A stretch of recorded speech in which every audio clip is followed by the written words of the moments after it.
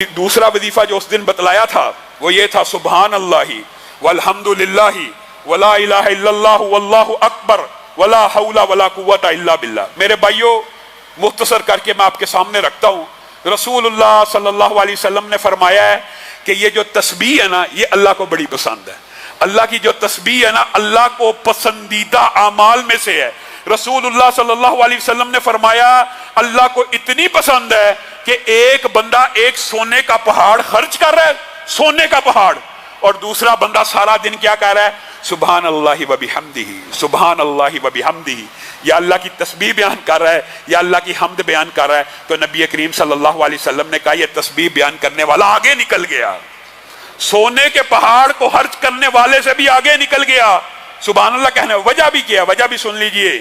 وجہ یہ ہے کہ قرآن پاک میں بھی وجہ بیان ہوئی ہے کہ اللہ تعالیٰ نے، یہ انسان ہی کم بخت ہے، انسان ہی کم ظرف ہے، ورنہ زمین و آسمان کے مابین جتنی مخلوقات ہیں اللہ کی تسبیح بیان کرتی ہیں۔ اللہ نے قرآن پاک میں کہا ہے لیکن تمہیں ان کی تسبیح کا پتہ نہیں وہ کیا ہے۔ اور اگر انسان غور و فکر کرنے والا ہو نا، انسان کو وہ مخلوقات کی اطاعت اور تسبیح بھی مل جائے گی، مل سکتی ہے، ایک اندازہ تو لگایا جا سکتا ہے۔ کبھی آپ نے دیکھا یہ پلانیٹری سسٹم، یہ کاسمولوجی کے اندر سٹارز، زمین، جتنے بھی سیارے ستارے ہیں، یہ اللہ کے حکم کے ایسے تابع ہیں، اللہ تعالیٰ نے ان کو جو رستہ دکھایا ہے یہ اس سے 1 سینٹی میٹر بھی ادھر سے ادھر نہیں ہوتے، اور اگر ہو جائیں تو سارا نظام تلپٹ ہو جائے، سارا نظام چوپٹ ہو جائے۔ اللہ کی ایسی اطاعت کرتے ہیں کہ جو صراط، جو فلک، جو مدار، جو گردش اللہ نے جس مخلوق کے لیے مقرر کی ہے، 1 سینٹی میٹر بھی وہاں سے آگے پیچھے نہیں ہوتی۔ وہ مخلوق اللہ کی تسبیح، اللہ کے ڈر سے ایسے چل رہی ہوتی ہے جیسے اللہ نے حکم دیا ہے۔ اور انسان سبحان اللہ، صراط مستقیم بھی بتا دی، قرآن بھی بتا دیا، رستہ بھی بتا دیا، پھر بھی اپنی مرضی سے کبھی ادھر کو نکل جائے گا، کبھی ادھر کو نکل جائے گا۔ وہ مخلوقات اللہ کی ایسی اطاعت کر رہی ہیں، ایسی تسبیح بیان کر رہی ہیں کہ 1 سینٹی میٹر بھی آگے پیچھے نہیں ہوتی۔ اور اسی لیے وہ جو حدیث پہلے آپ کے سامنے رکھی ہے نا، اس کے اندر یہ الفاظ موجود ہیں، دنیا بھر کی مخلوقات کو اگر رزق دیا جاتا ہے تو سبحان اللہ و بحمدہ کی وجہ سے دیا جاتا ہے۔ وہ اس کی تسبیح بیان کر رہی ہوتی ہیں اور اللہ تعالیٰ اس لیے ان کو رزق دیتا ہے۔ میرے بھائیو، یہ جو کلمے ہیں، بخاری شریف میں آپ نے اس کے بارے میں حدیث پڑھی ہے، کلمتانی خفیفتانی علی اللسان ثقیلتانی فی المیزان حبیبتانی الی الرحمن۔ یہ 2 کلمے بڑے زبان پہ ہلکے ہیں، سبحان اللہ و بحمدہ، سبحان اللہ العظیم۔ کتنے ہلکے ہیں لیکن میزان کو بھر دینے والے ہیں، میزان کو وزنی کر دینے والے ہیں، رحمان کو بڑے پسند ہیں۔ وجہ کیا ہے؟ وجہ یہ، ایک تو اللہ کی آپ نے تسبیح بیان کی اور اس کے بعد اللہ کی حمد بیان کی۔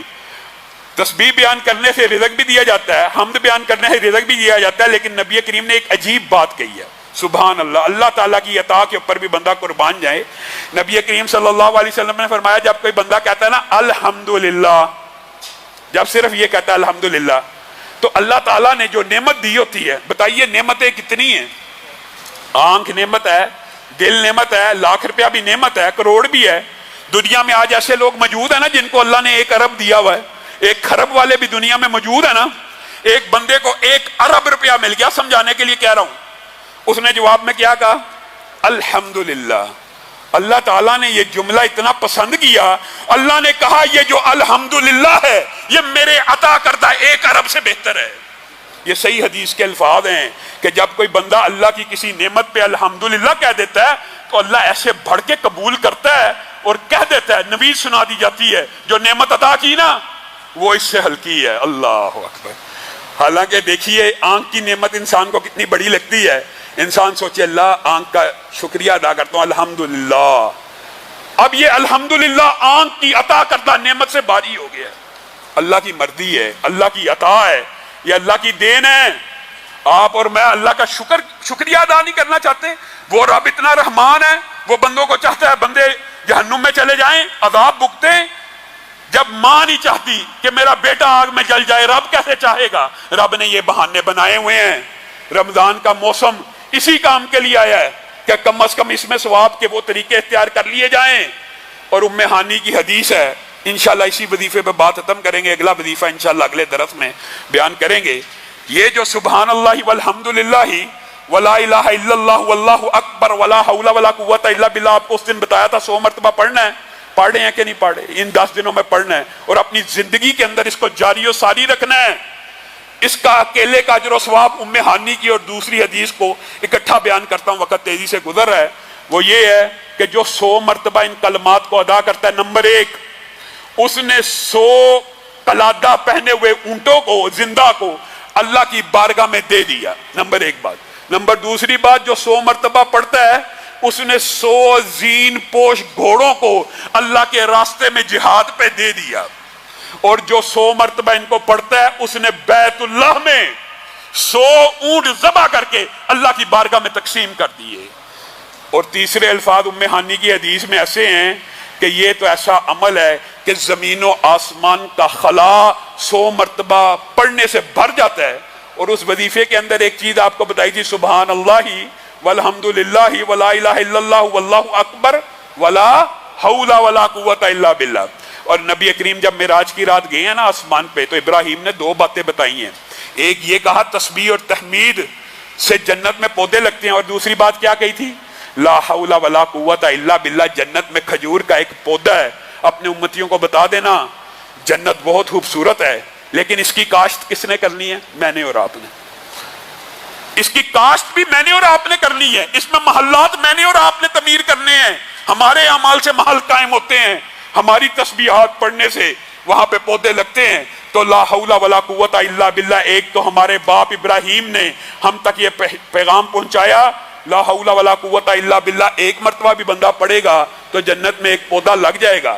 اور اس کا ایک فائدہ میں آپ کو بتاتا ہوں، رسول اللہ صلی اللہ علیہ وسلم نے جنت کے دروازوں کے مختلف ناموں کا ذکر آیا ہے، آپ کو پتہ ہے جنت کا ایک دروازہ ہے جس کا نام لا حول ولا قوت الا باللہ ہے۔ کس کو ملے گا؟ جو پڑھے گا تو ملے گا نا، خوش نصیب ہے۔ کم از کم 100 مرتبہ اگر آپ یہ وظیفہ پڑھیں گے تو لا حول ولا قوت الا باللہ 100 مرتبہ پڑھنے سے جنت میں پودا بھی لگ گیا اور جنت کے اس دروازے سے داخل ہونے کے امکان بھی بڑھ گئے۔ اور نبی کریم صلی اللہ علیہ وسلم نے فرمایا لا حول ولا قوت الا باللہ صرف جنت کا دروازہ نہیں ہے، جنت کا ایک خزانہ بھی ہے۔ لا حول ولا قوت الا باللہ پڑھو گے وہ خزانہ بھی مل جائے گا، یہاں سے تیاری کرو گے۔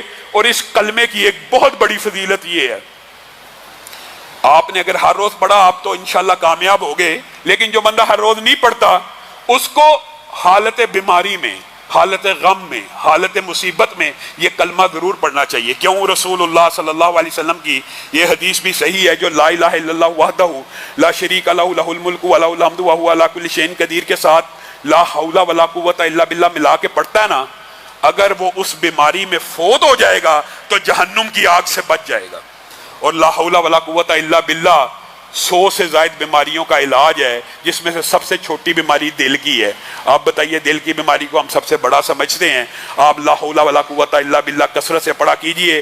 بلکہ یہ 2 وظیفے، ان کے آج چند فضائل آپ کے سامنے رکھے ہیں، یہ آپ نے اپنی زندگی میں ہر روز 100 مرتبہ، ایک تو یہ تھا کہ آخری 10 دن پڑھنے ہیں اور ان 10 دنوں کے بعد اپنی زندگی کا حصہ بنا لینے ہیں۔ سبحان ربک رب العزت عما یصفون وسلام علی المرسلین والحمد للہ رب العالمین۔